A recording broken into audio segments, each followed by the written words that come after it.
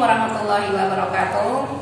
Anak-anakku sekalian, sebelum kita belajar fikih, mari kita baca doa lebih dahulu. Mudah-mudahan apa yang akan kita pelajari nanti Allah berikan kemudahan dan kepahaman. Biasa kita baca doa Bismillahirrahmanirrahim. Rabbis rohli sodri wa yassirli amri wa halul uqdatam min lisani yafqahu qawli. Rabbi zidni ilman warzuqni fahman birahmatika ya arhamar rahimin.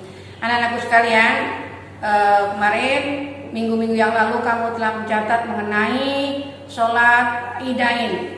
Idain ini adalah sholat 2 hari raya, yaitu Idul Fitri dan sholat Idul Adha. Nah, yang akan kita bahas sekarang ini masih mengenai sholat Idul Fitri.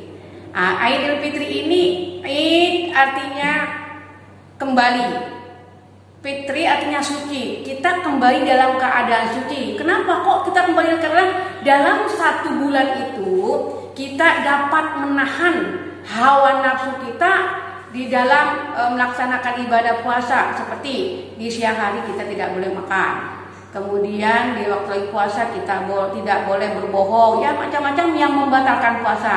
Oleh karena itu, makanya setelah 1 bulan kita melaksanakan ibadah puasa, kita tutup dengan sholat Idul Fitri. Oleh karena itu, Id artinya kembali, Fitri artinya suci. Kita kembali dalam keadaan suci, bersih daripada dosa.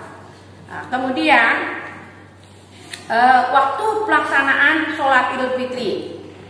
Sholat Idul Fitri ini dilaksanakan pada tanggal 1 bulan Syawal. Setelah 1 bulan kita melaksanakan, malamnya kita mengadakan takbiran, makanya paginya itu kita melaksanakan sholat Idul Fitri jatuh pada tanggal 1 Syawal. Kemudian kalau sholat Idul Fitri ini waktunya agak diperpanjang, berbeda dengan sholat Idul Adha.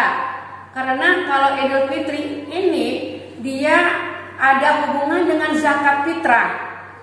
Nah, karena zakat fitrah akhir batas waktu pembayarannya sebelum kita melaksanakan sholat Idul Fitri. Oleh karena itu, sholat Idul Fitri ini waktunya agak siangan lah dibanding dengan sholat Idul Adha. Kemudian masalah tempat sholat Idul Fitri biasanya kita mengadakannya boleh di masjid, boleh juga di lapangan. Tetapi yang paling abdolnya itu kita melaksanakannya di lapangan. Lihat suasananya, kalau memang hujan atau ada suasana, ya pokoknya lihat suasana. Tapi yang paling abdol sholat Idul Fitri banyakkan dikerjakannya di tanah lapang. Kemudian hukum daripada sholat Idul Fitri adalah sunat muakkad. Sunat muakkad ini sunat yang sangat dianjurkan oleh Nabi. Nah, bagi orang perempuan yang sedang haid saja, kalau ada sholat Idul Fitri, dia itu dianjurkan untuk datang sekedar untuk mendengarkan khutbahnya.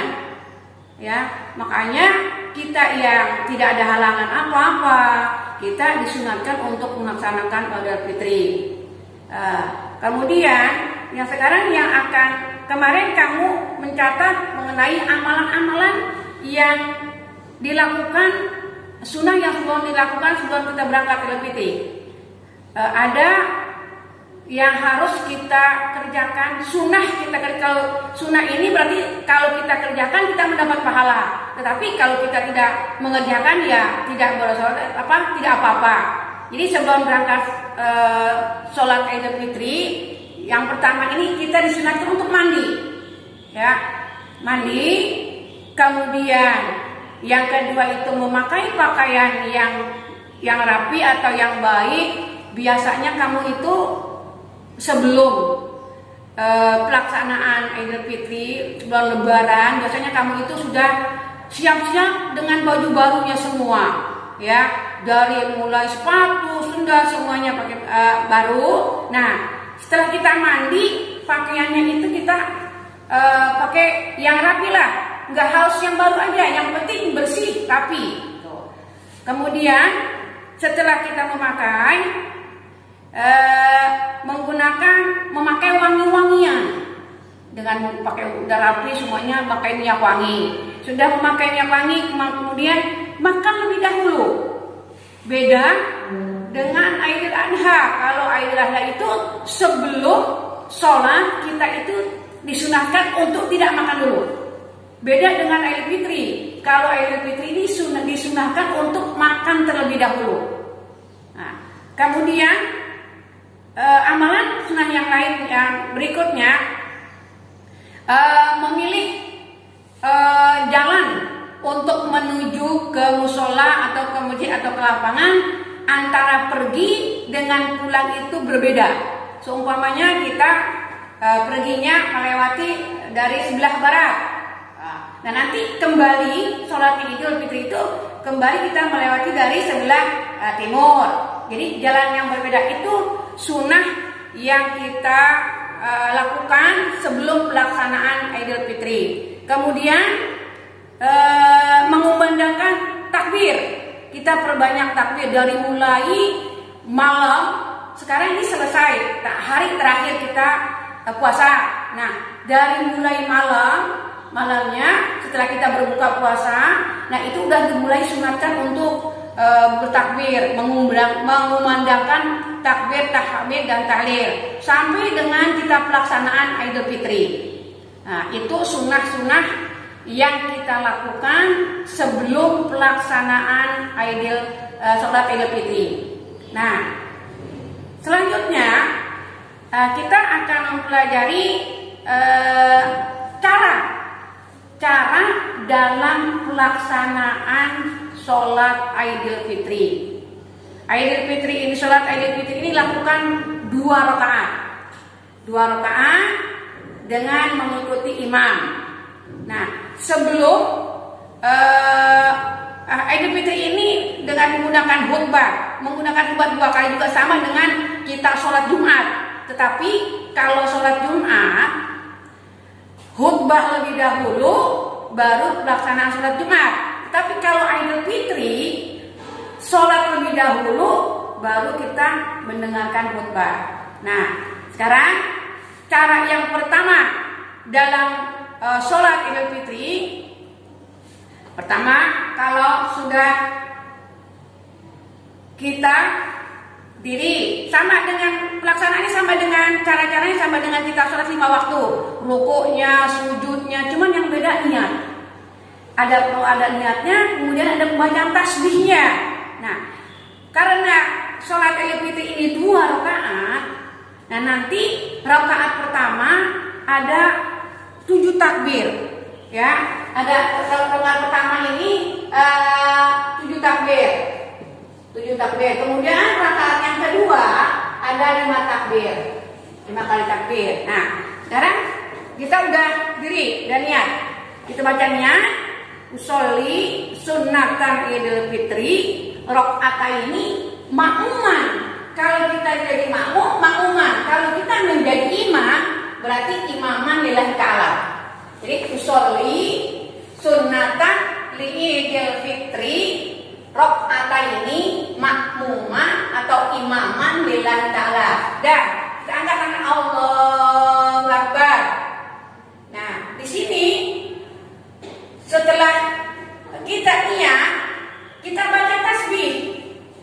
Tasbih ini kalau rakaat pertama kita bacanya 7 kali. Subhanallah, walhamdulillah, wala ilaha illallah, wallahu akbar, Allahu akbar.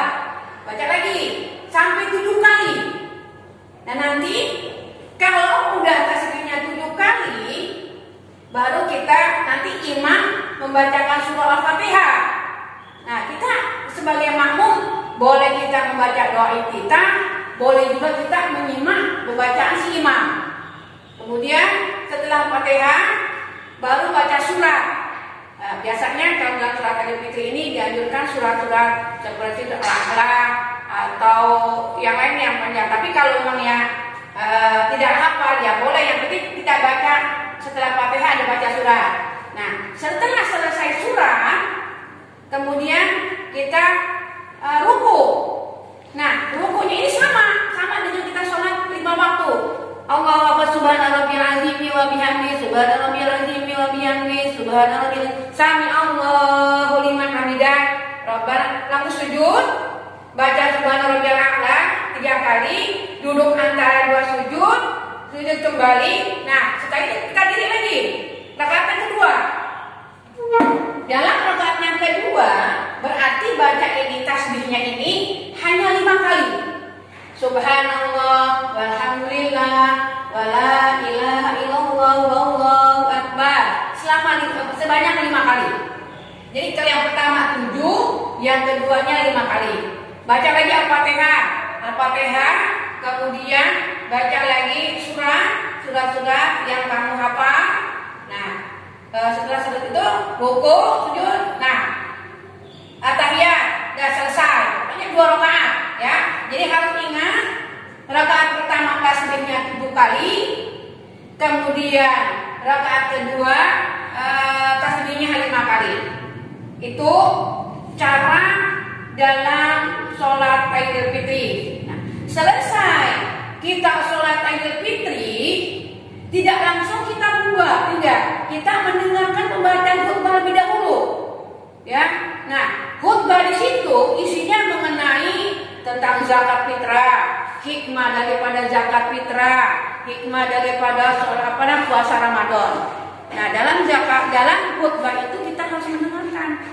Sebagai makmum harus menyimak ya dalam pembacaan khutbahnya itu bagaimana. Itulah cara daripada cara pelaksanaan sholat Idul Fitri. Nah, nanti di minggu depan kamu ini harus hafal satu niat sholat Idul Fitri, kedua niat pembacaan tasbihnya. Itu untuk minggu depan. Ya, nanti dihafalkan kembali. Inilah tata cara daripada sholat Idul Fitri. Ya. Demikian pelajaran kita sampai sini. Mudah-mudahan apa yang tadi saya sampaikan kamu dapat paham, mengerti, dan insya Allah kita dapat melaksanakan sholat Idul Fitri yang akan datang. Terima kasih. Assalamualaikum warahmatullahi wabarakatuh. Udah.